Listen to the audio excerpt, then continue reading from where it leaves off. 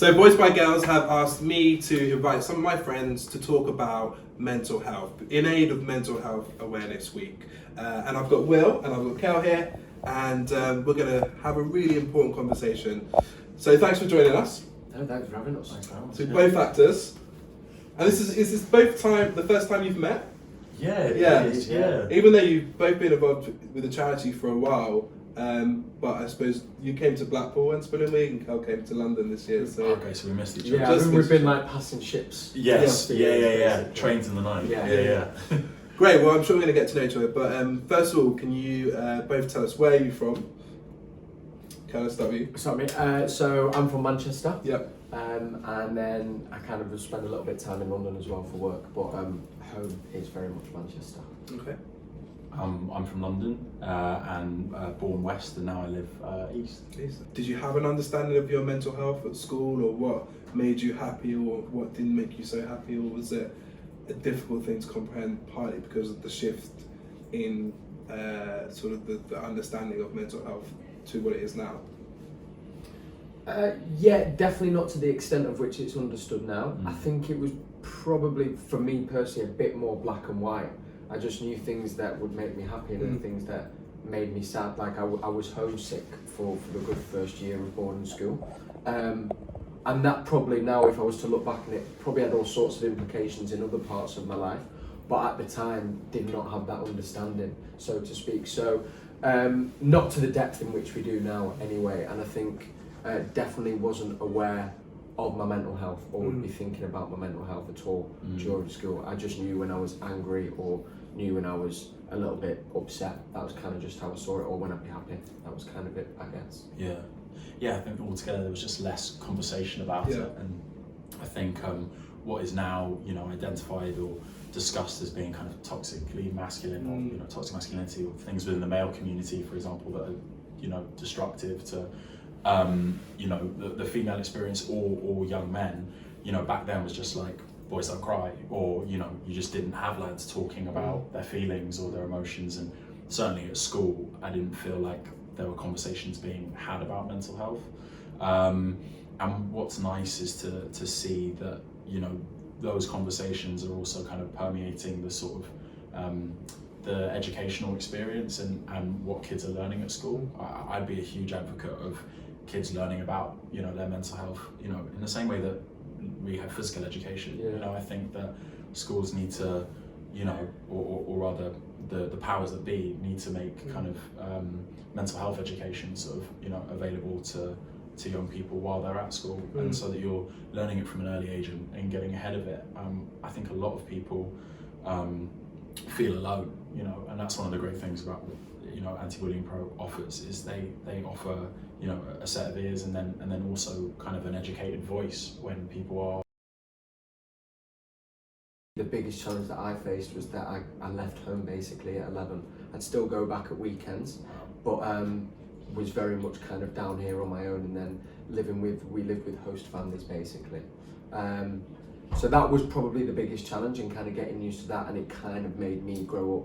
So that was kind of my overall journey, so to speak. Yeah. What about you, Will? Yeah, that's a huge challenge at 11. Yeah, I was 12 when I went to boarding school. Oh really? Yeah, but I didn't have to move as far as way as you did. But still a big challenge, big change.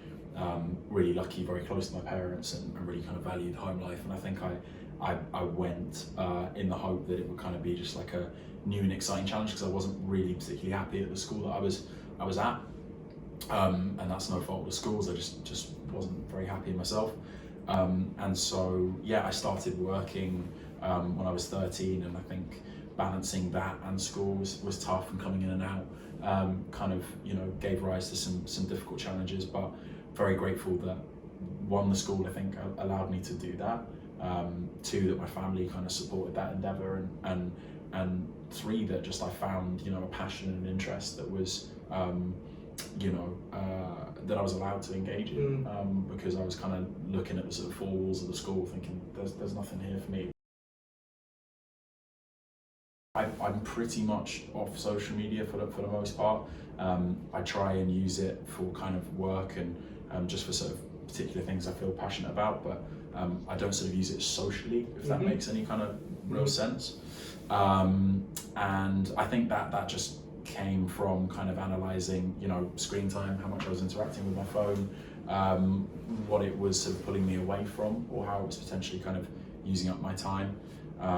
So yeah, that it was about readdressing my relationship with it, and I think there's a balance to be struck, you know, and I think it's just about trying to sort of, you know, work out how best you use your time. It's important to also remember that, you know, like you were saying, I think it does kind of furnish this sort of competition. You know, social media does actually create an environment where people feel the need at times to present, you know, a certain version of themselves or a version of their lifestyles that is maybe kind of glitzier or a bit kind of glossier than the reality. The reality is that people will see that and then feel the need to compete. And actually, I think if you're looking at what people are presenting online and you know, I guess rightly assuming, you know, that is what they're actually experiencing, you can fall into the trap of feeling really bad about what you're going through, and then you start presenting a version of yourself that isn't entirely accurate, and it becomes kind of like a false, you know, reality. So just being aware of that. I think a good general rule to follow is, if it's not happening in real life, like maybe don't put it up online and present it as such, you know. Yeah. I think even just routine itself, just having a routine, you know, I think human beings, there's a lot of evidence to suggest that we thrive on routine and structure. So physical exercise for the purpose of mental health, actually just an amazing release of endorphins, and a great way to get a kind of like natural chemical hit that is like, you know, massive. In which you're going to be able to just start that conversation. And that's the biggest thing I've taken from the show, is starting the conversation. It's the hardest thing to do. Yeah, I was going to say, how do you, when you've got a difficult conversation, are there any tips around how you I think honestly, like I think, you know, even, you know, if you're going into it going, look, I'm not best equipped here to have this conversation, and I'm not sure what all the answers are, but I just want to help you, so I don't have all the answers. And I think being honest with them is a great way then for them to go, okay, you're coming from an honest place, I'm coming from an honest place. Don't try and pretend to be some guru, or, you know, like someone who can go, oh yeah, I can help you with all your problems here. Not at all. Just be honest with the person you're speaking to, and just let the conversation kind of go. But also then being aware, if you kind of going, I'm probably not best placed here, but we should maybe go and we can do this together. I think making the person not feel like they're alone and that you're going to go on the journey with them is massive as well. Because if you kind of then fobbing off going, yeah, this website might be able to help you, you're not kind of going anywhere. But if you're going, we can look at it together, it suddenly makes it much less of a bigger.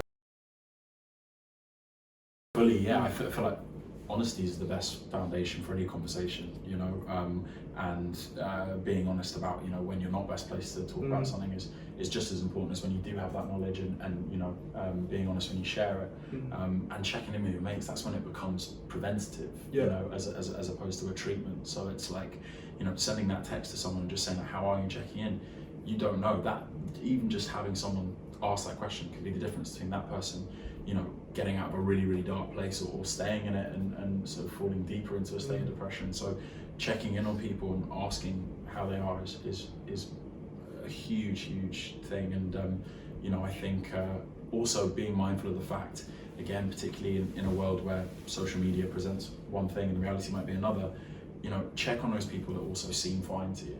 You know, often the people that present as being the happiest and the highest energy and whatnot, you know, aren't. You know, like one of the best examples for me, like on a public level, was Robin Williams. You know, I think someone who, in lots of people's, you know, mind's eye, was just an always happy, you know, person, an entertainer, someone who made people laugh. And you don't know always necessarily what's going on behind that, but that applies to, you know, friends and family members. Even people who present as being, you know, happy all the time may not be, and they may sometimes be the people who need that check-in or that.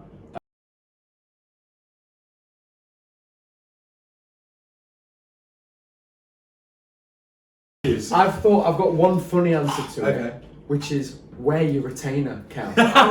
It's so I've got mine in now. Well in, Interesting. well I should have played. done it 10 years ago though. Bro, I would say that to my own self. Because I had braces when I was a kid, and they give you your retainer to wear, and it's only at night time. That's the thing. They're asking to wear it in the day. Never did it, and now they're all right, my teeth. But I look and go, they've moved. They have moved. And if you want your retainer,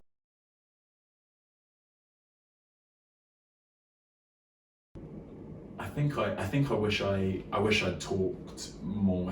I wish I'd communicated more how I was feeling with people, and I think had more of those honest conversations. I think I was in the habit of bottling a lot of things up, and I think also the need to hide the reality of what I was experiencing, and maybe I was kind of like, in a way, sort of playing characters and sort of versions of myself that I thought might be more kind of like socially acceptable or considered more popular, and I just guess I wish I'd just been more of an honest communicator and told people how I was feeling. But it's scary, and that's not to say that I pass any judgment on anyone who can't do that or is finding that challenging. But that's why there is a need to, I think, try and actually affect the sort of culture around mental health and around some of the things that young people are facing. and for me as well, to not overthink. I mean, I'm telling myself that now because my overthinking can be crippling, but a bit more so, I think, if there was a time to not overthink it is when you're at school and when you're a kid. Like, be a kid, make mistakes. Even with talking about someone, I'd sit there and come up with 20 reasons why I shouldn't talk about it, or I've gone to my friend about some of the problems I was facing, and none of them probably actually will have come true. So my one, which would have been just, you're going to be worrying about overthinking for a long, long time, Cal. So while you're a kid, don't overthink anything. You can't overthink anything as a kid. I think that'd probably be one thing I'd say to younger Cal. I like that. Well, thank you so much for joining us. This has been a special Mental Health Awareness Week Boys by Girls edition, and if you've been affected by some of the issues in this, then the Diana does have a 24/7 confidential crisis text line. You can text DA to 85258, but we'll also make sure at the end of this video we signpost to some other support. Thank you so much for joining us, Will and Cal. Thank you. Thanks, fellas.